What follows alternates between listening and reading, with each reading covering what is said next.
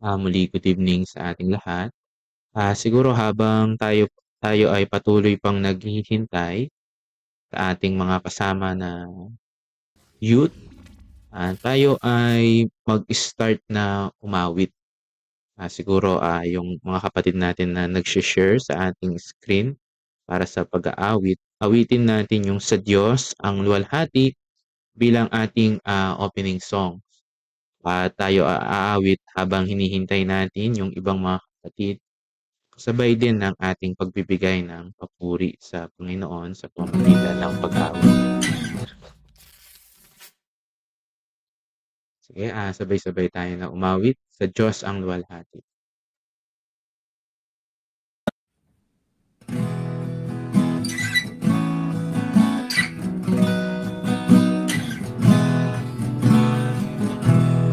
Sa Diyos ang luwalhati, gawa'y dakila, mundo'y ginahal, anak niya'y binigay,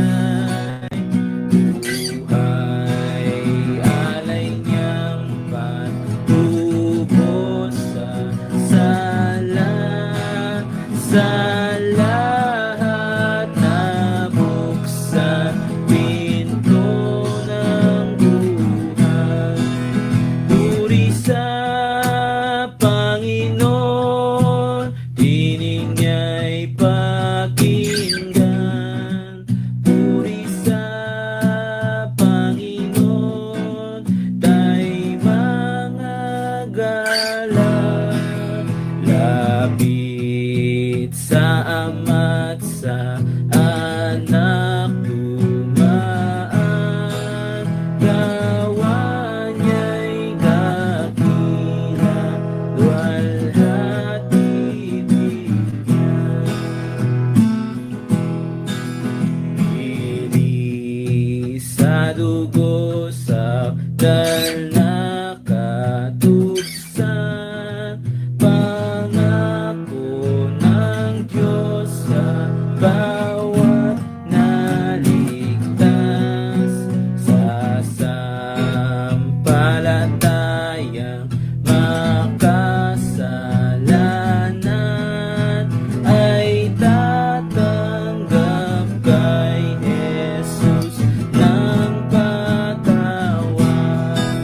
Puri sa Panginoon, tinig niya'y pakinggan. Puri sa Panginoon, tayo'y mga galak. Lapit sa Ama't sa Anak dumaan, gawa niya'y dakila, luwalhati bigyan. Bawat turo niya sa atin dakila, galak natin kay Jesus ay dakila. Ngunit talisay sa laki, higit pa ating pagkamangha kung siya'y makita. Puri sa Panginoon, tinig niya'y pakinggan. Puri sa Panginoon, tayo'y mga galak. Lapit sa Ama't sa Anak dumaan, gawa niya'y dakila, luwalhati bigyan.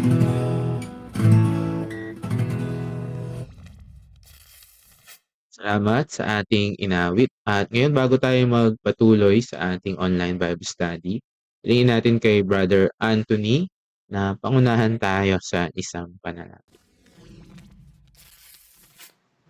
O tayo po'y manalangin. Amang banal na makapangyarihan sa lahat, patuloy po kaming nagpupuri, nagpapasalamat po sa napakabiyayang maghapon na ibinigay niyo po sa amin. Lalo't higit po ngayon, Ama, kami po ay nagtipon upang makapag-aral po sa inyo pong mga salita. Ama, dalangin po namin ang patuloy na pangunguna, lalo na po sa aming internet connection. At inihiling din po namin ang patnubay po sa inyo pong banal na spiritu, lalong-lalo na po sa anak na inyo pong gagamitin sa kanya pong pagkakaloob ng isa pong devotional. At kami din pong mga nakikinig, Ama, ay buksan niyo pong mga puso't isipan namin nang sa gayon po ay tanggapin namin ng buong laya ang inyong pong mga salita.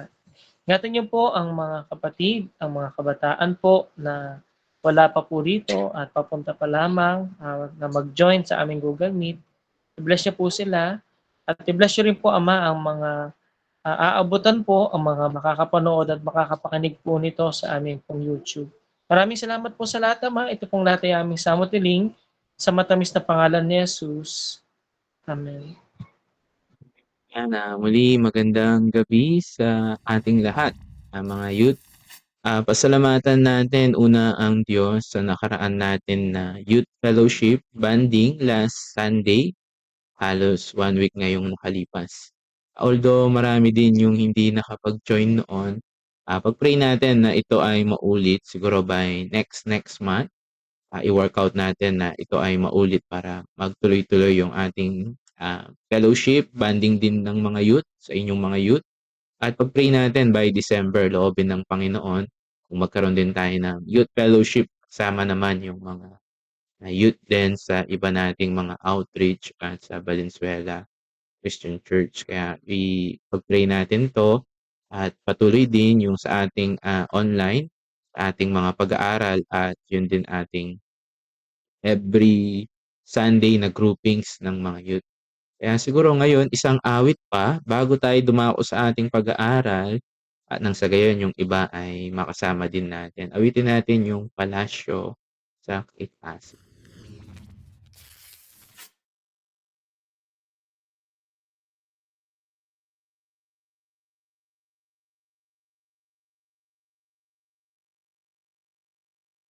Suyo lang natin yung ating screen para sa ating pag-aawitan.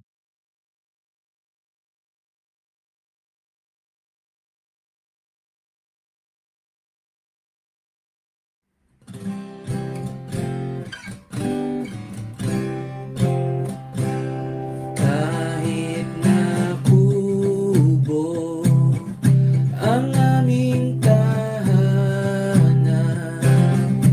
dito sa lupa, may kasi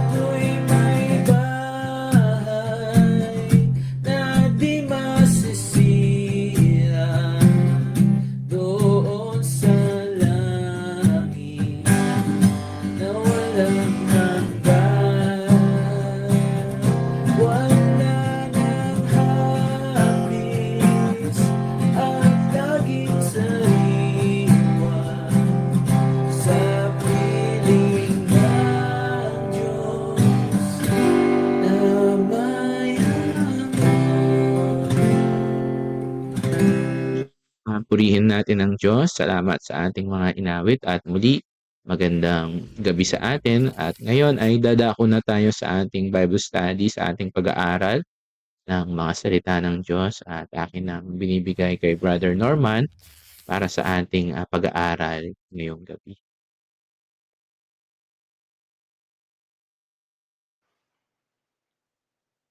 Maraming salamat, Brother Jan. Maganda at isang mapagpalang gabi sa ating lahat, sa mga youth. Purihin natin at muling pasalamatan ang Panginoon sa patuloy na pagkakaloob ng ganitong pagkakataon. At ako rin ay personal na nagpapasalamat din sa pagkakataon na pinagkakaloob niya na makabahagi ng mga salita ng Diyos. Bagamat ay nasa mga devotion ay purihin ang Diyos sa ganitong mga pagkakataon. Para sa ating pagbubulayan ngayong gabi na ito, ay makipagbukas po ang lahat dito sa aklat ni Josue, dito sa chapter 1. Marahil ay basahin natin yung verse 5 at verse 9. Dito sa aklat, Book of Joshua, chapter 1, verse 5 at verse 9. Marahil hintayin natin ang kapatid. Yan sa ating screen. Dito, mababasa natin verse 5, sabi dito, walang makatatayong sino mang tao sa harap mo sa lahat ng mga araw ng iyong buhay. Kung paanong ako'y sumakay Moises, ay gayon ako sa iyo. Hindi kita iiwan, ni pababayaan kita. Dito sa verse 9, kung ating pagpapatuloy, hindi ba kita inutusan, ikaw ay magpakalakas at magpakatapang na mabuti, huwag kang matakot ni manglupaypay, sapagkat ang Panginoon mong Diyos ay sumasa iyo saan ka man pumaroon. Bago po tayo magpatuloy sa ating pagbubulay ng salita ng Diyos, ay minsan pa tayong manalangin. Let us pray. Ama naming Diyos na banal, dakila at makapangyarihan po sa lahat, muli ka po naming pinupuri at pinasasalamatan po sa napakabiyaya pong sandali na inyo pong pinagkaloob po sa amin. Sa pagpapahintulot po ninyo lagi, bagamat kami po ay nasa online po, ay patuloy na itinuturing po naming biyaya na kami po ay magsama-sama sa ganito pong gawain po ninyo na nagbubulay po ng ipong mga salita. Ang dalangin po namin sa oras po na ito ay paunahan niyo po kami ng inyong pong banal na Espiritu upang higit po naming maunawaan po ang inyong pong mga salita. At patuloy din po ay sa inyo po namin lubos na pinagkakatiwala ang buong oras po na ito. At ang lahat pong ito ay amin pong isinasamo at idinadalangin sa tanging pangalan lamang po na ipong bugtong na anak na si Kristo Jesus. Amen. Dito makikita natin sa chapter 1 ng Book of Joshua, makikita natin kung paanong pagkamatay ni Moises na lingkod ng Panginoon, ang naging kahalili niya ay si Josue. At dito makikita natin kung paanong ang Panginoon ay nagsalita kay Josue at itong mga bahagi, ilan lamang ito sa mga naging tagubilin ng Panginoon kay Josue sa pamumuno niya sa bayang Israel. Sapagkat malaking hamon ang kakaharapin ng bayang Israel sa pagpunta nila doon sa promised land na ipinangako ng Diyos sa bayang Israel, at upang sa kanyang paglalakbay kasama ang buong bayan ay ang pangako ng Diyos, ang mga tagubilin ng Diyos ay makikita natin dito kung paanong dito sa ating binasa dito sa chapter 1 din ay makikita natin na may pangako ang Diyos kay Josue bilang bagong mamumuno ng bayang Israel. At sa ating maikling pagbubulay, at alam ko ay madalas na naririnig ko to sa karamihan sa atin, sapagkat dito rin naging basehan yung sa Hebrews chapter 13 verse 5 ang naging reference din dito sa Joshua chapter 1 verse 5. At ang sabi ng Panginoon, hindi kita iiwan ni pababayaan man. At dito nais kong magbigay ng mga tatlong mga katunayan at kasiguraduhan na ang Diyos ay tunay na hindi tayo iiwan, hindi tayo pababayaan. Unang-una, ito ay nakalaan lamang, no, sa lahat ng tunay na sumampalataya sa ating Panginoong Hesus, sapagkat kung ang isang makasalanan ay hindi niya ipagkatiwala ang kanyang buhay sa Panginoon, hindi siya nakapagdesisyon bilang Panginoon na tanggapin si Jesus bilang Panginoon at sariling tagapagligtas, ay hindi niya mararanasan na sasamahan siya ng Diyos. Sapagkat ang isang makasalanan na hindi naniwala kay Jesus, hindi siya naniwala dun sa mensahe ng mabuting balita ng kaligtasan, ay alam natin na ang kanyang patutunguhan ay doon sa walang hanggang kaparusahan.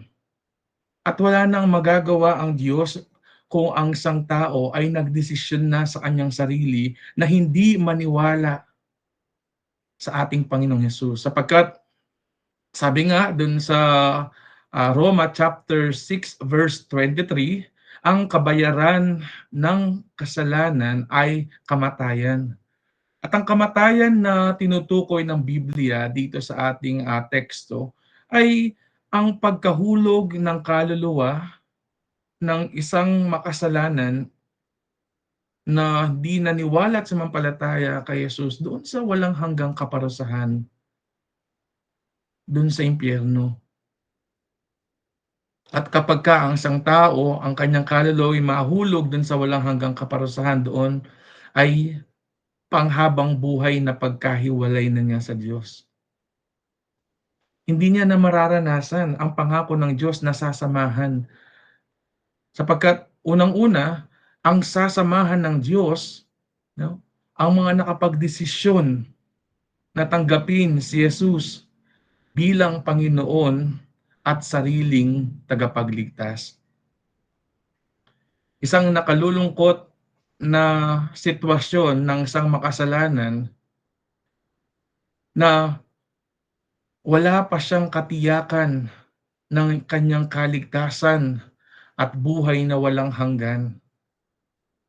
Wala pa siyang katiyakan na panghabang buhay na sasamahan ng Diyos. Sapagkat dito nga sa ating naging teksto, ang bayad ng kasalanan ay kamatayan.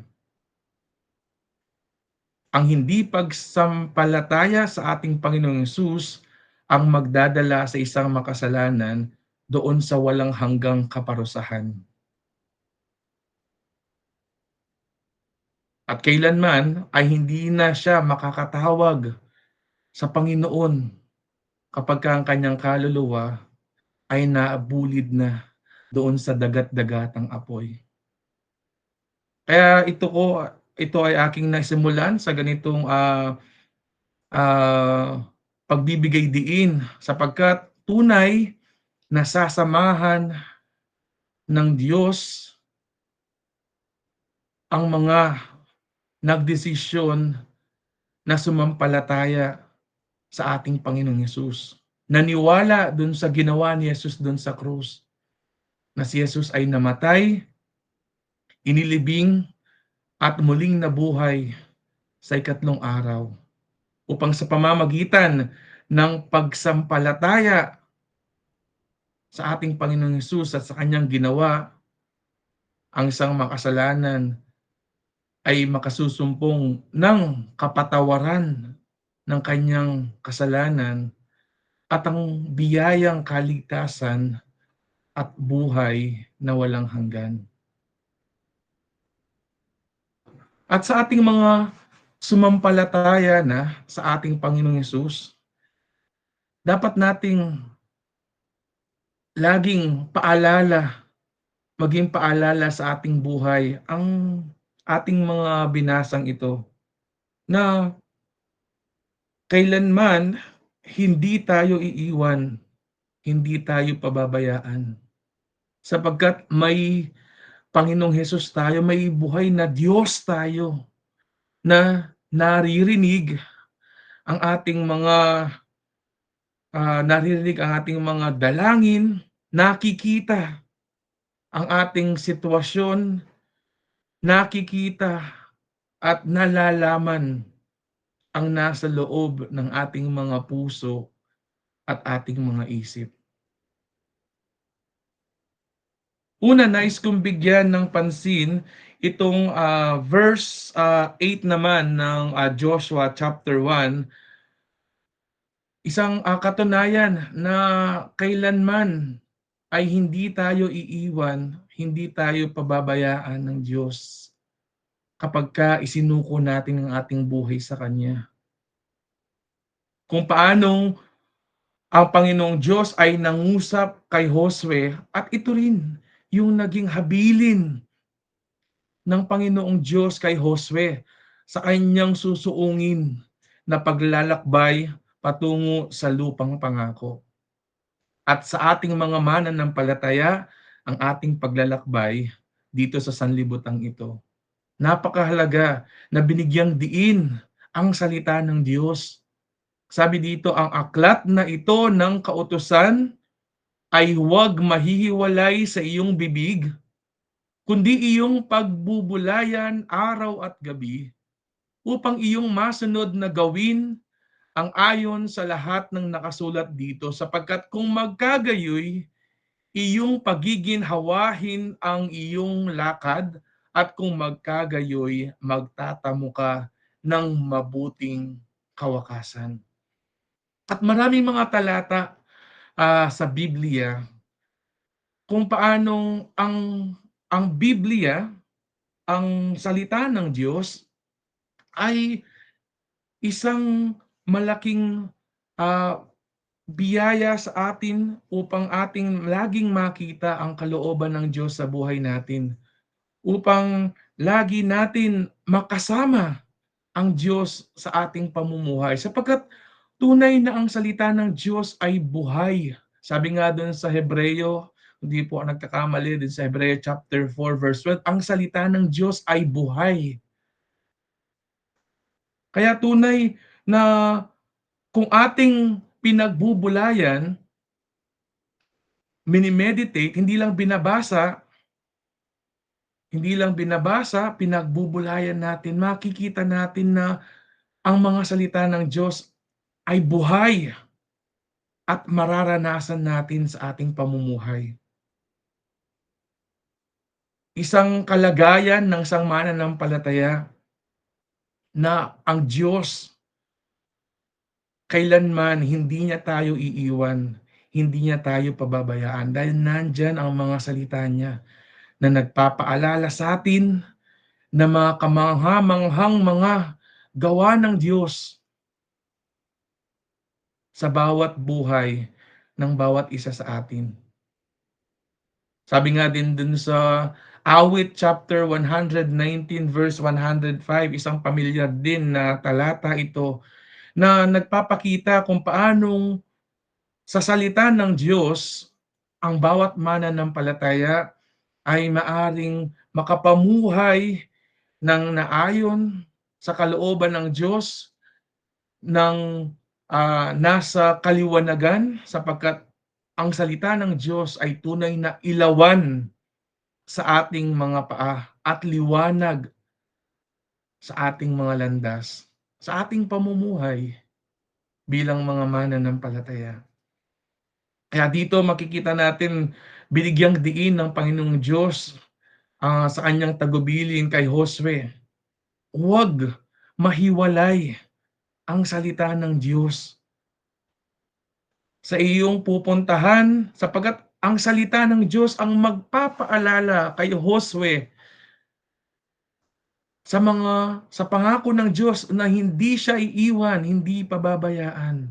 Sa atin din mga mananampalataya.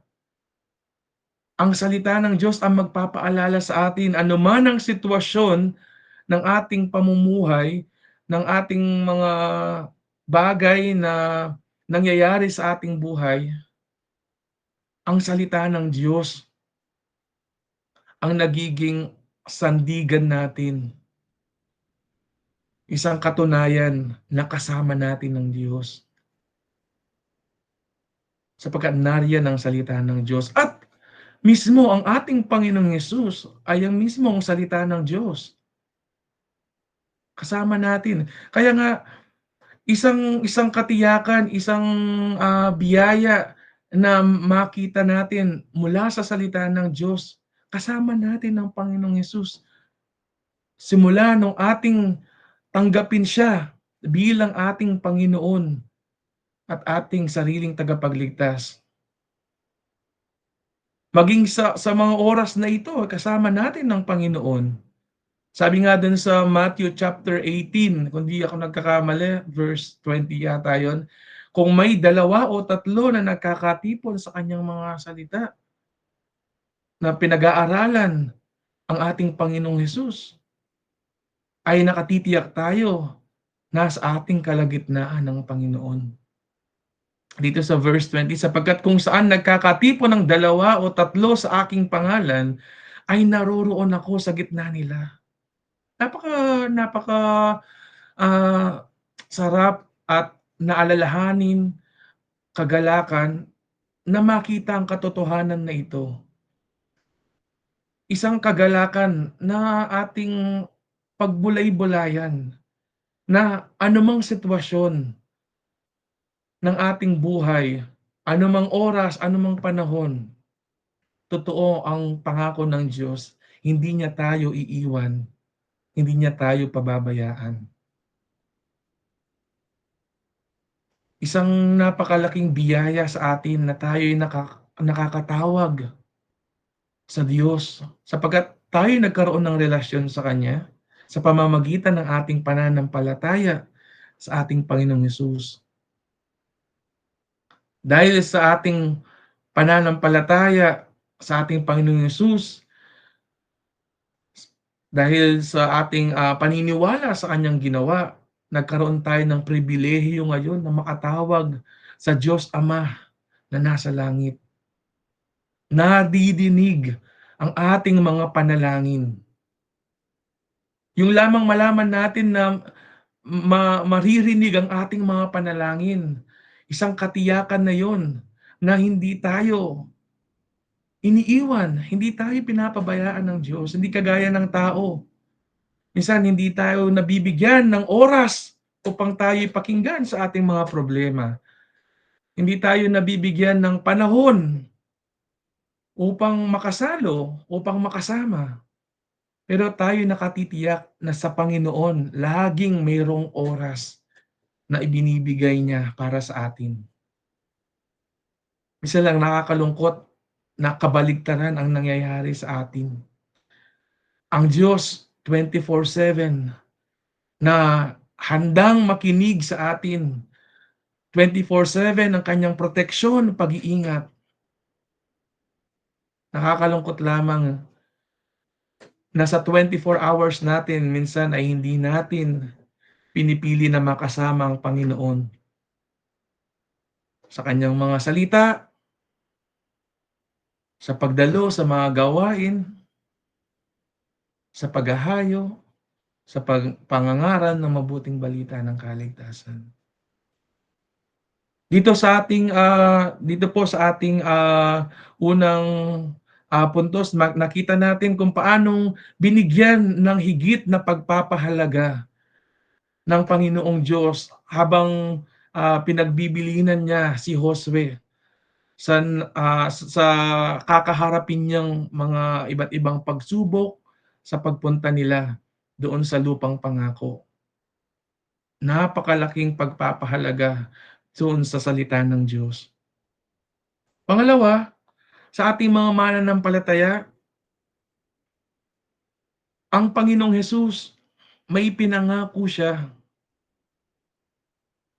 sa mga alagad at sa mga mananampalataya na atin natanggap nung tayo ay nagdesisyon na tanggapin si Jesus bilang Panginoon at sarili nating tagapagligtas. Meron siyang ipinagkaloob sa atin upang lagi nating makita ang kalooban ng Diyos sa buhay natin. Upang lagi nating masunod ang nais ng Diyos sa buhay natin. Dito sa John chapter 14 verse 16. Sapagkat tunay na sa lahat ng sumampalataya at tumanggap sa ating Panginoong Hesus, sila lamang ang pinagkalooban ng Espiritu Santo. Dito sa verse 16, at ako'y dadalangin sa Ama, at kayo'y bibigyan niya ng ibang mang-aaliw upang siyang sumainyo magpakailanman. Kaya nga, ito'y pruweba na hindi tayo iniwan, hindi tayo iiwan ng Diyos. Sapagkat nariyan ang Espiritu Santo na sumasa atin na ipinangako ng Panginoon sa lahat ng sumampalataya sa ating Panginoong Hesus. Siya ang nagpapaalala sa atin ng mga bagay na kalooban ng Diyos sa buhay natin. Isang katunayan na continuous ang presence. Kaya nga isa sa mga attributes ng Diyos, God is omnipresent. Lagi siyang nariyan.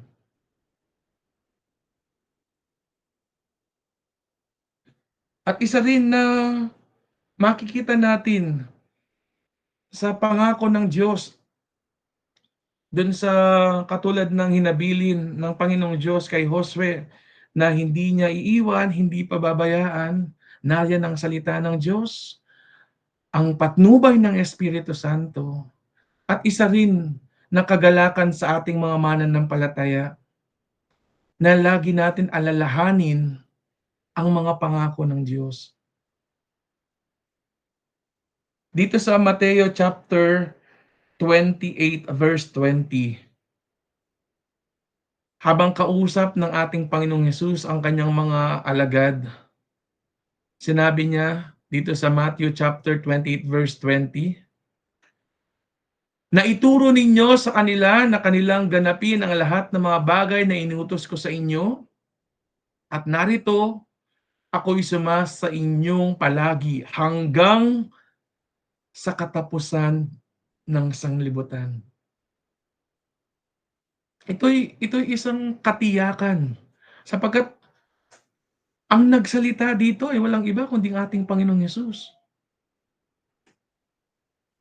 At ang ating Panginoon ay Diyos na matapat sa kanyang mga pangako.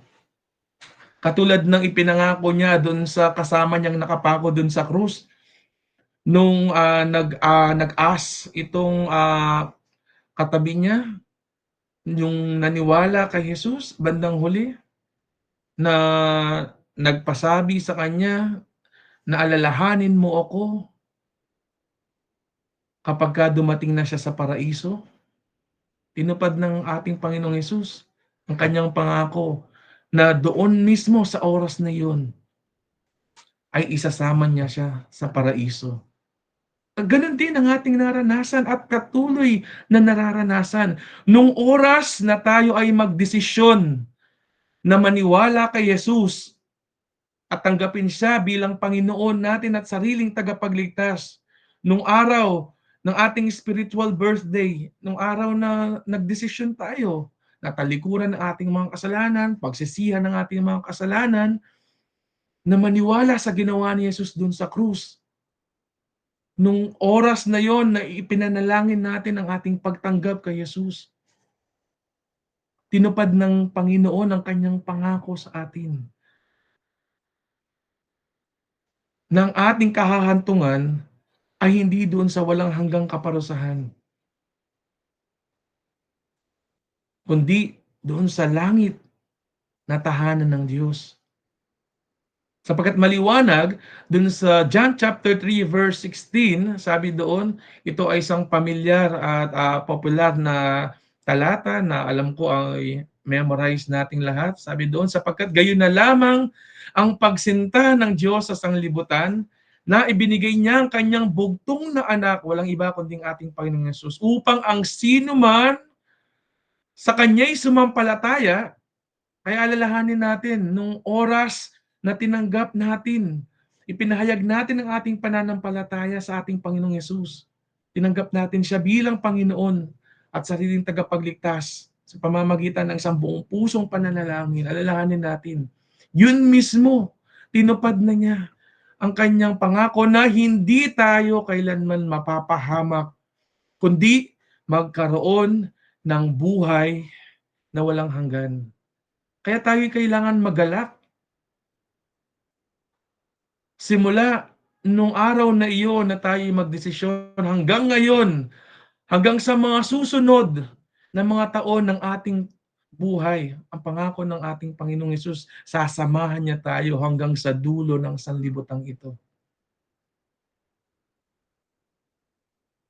Kaya maliwanag na ang pangako ng Diyos, pangako niya sa mga naunang mga sumampalataya sa Kanya hanggang sa mga susunod.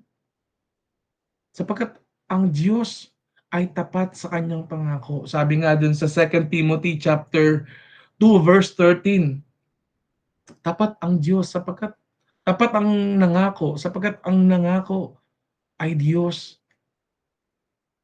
Bagamat tayo, sabi nga dito, kung tayo hindi mga tapat, siya'y nananatiling tapat. Tignan natin yung salitang nananatili, hindi nanatili.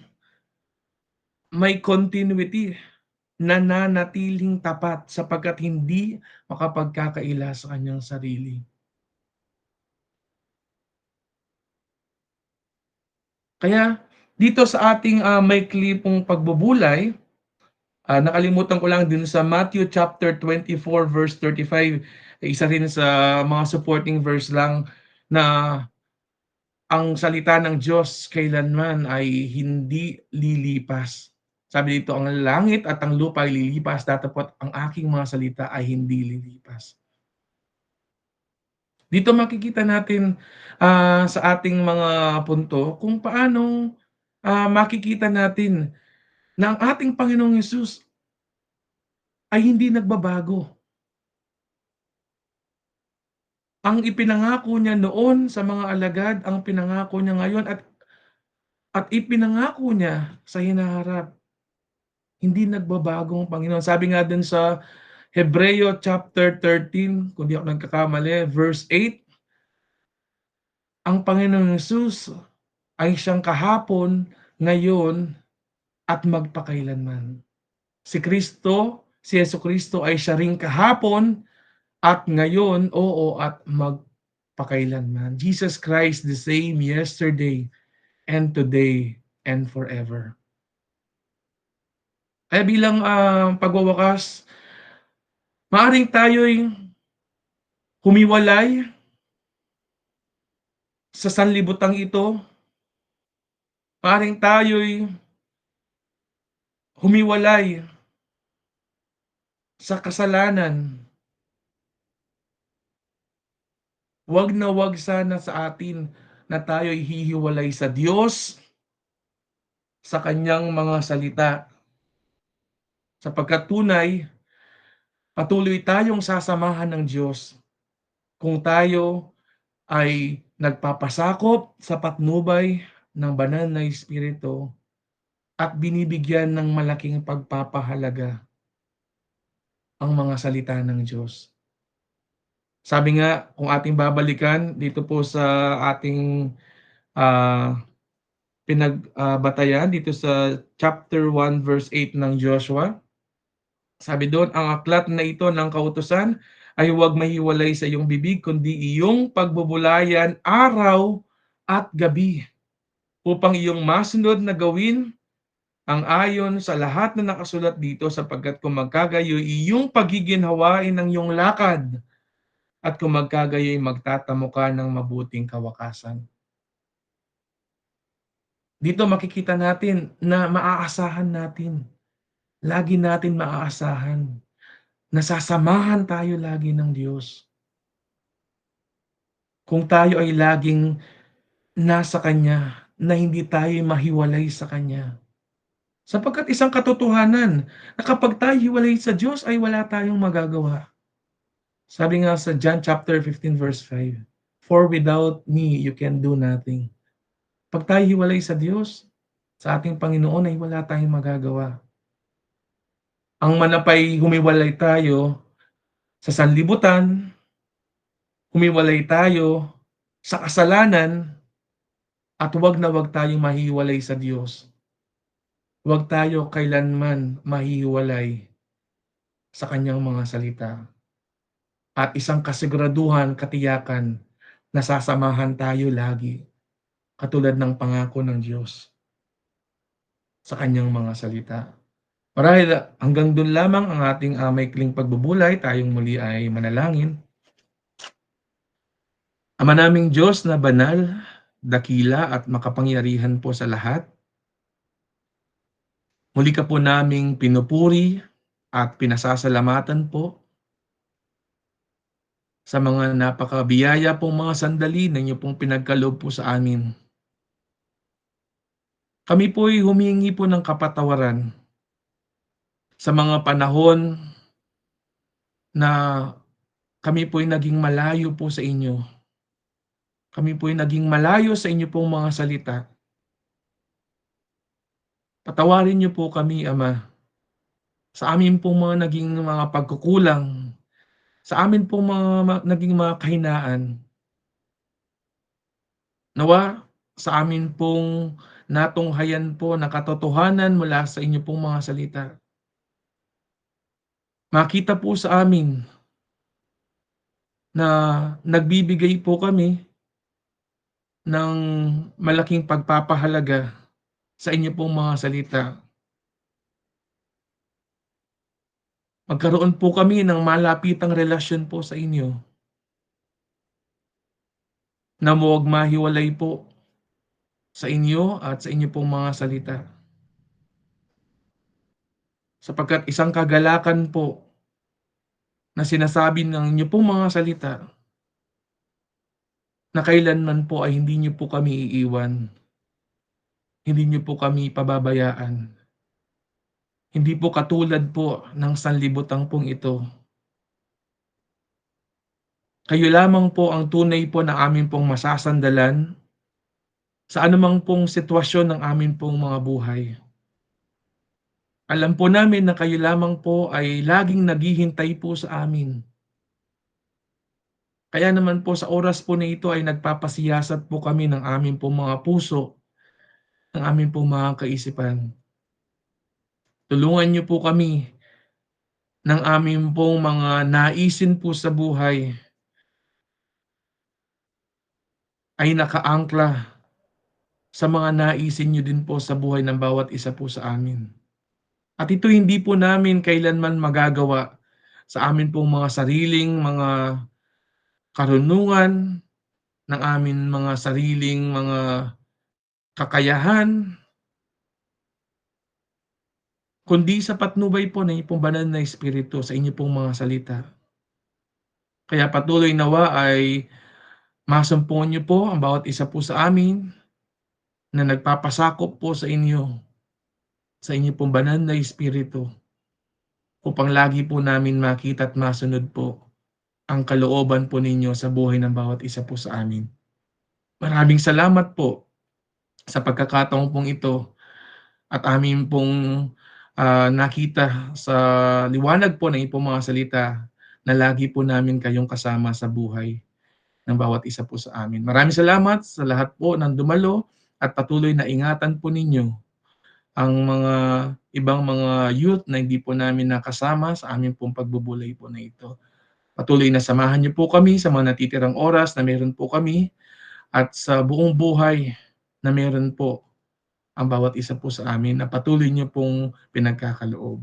At ang lahat pong ito ay amin pong sinasamo at dinadalangin sa tanging pangalan lamang po ng ipong bugtong na anak na si Kristo Jesus.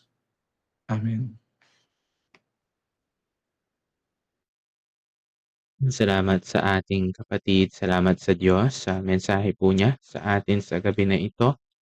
At sa atin naman, pagwawakas, pero bago tayo dumako sa ating closing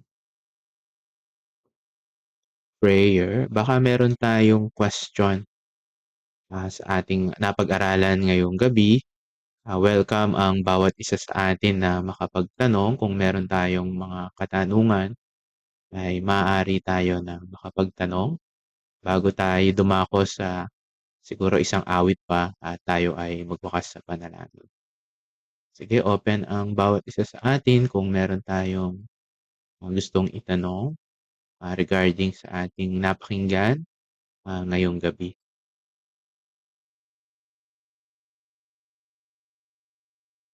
Okay, wala ba tayong question? Last call. Huwag tayong mahiya kung meron tayong question ay pwede tayong mag-open ng ating mga mic or mag-raise hands. Pwede nating i-chat.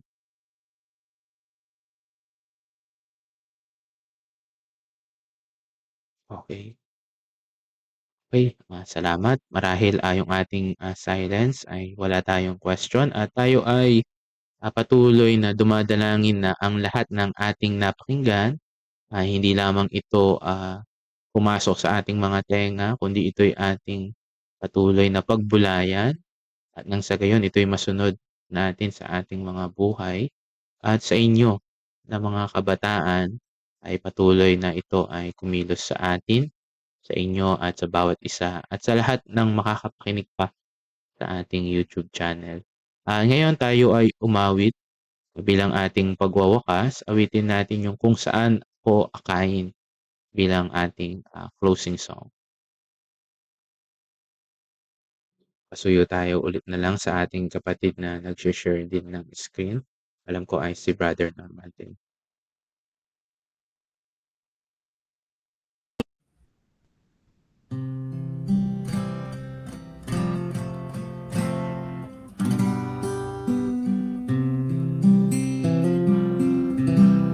Si Jesus ay tumatawag. Ito ang isip na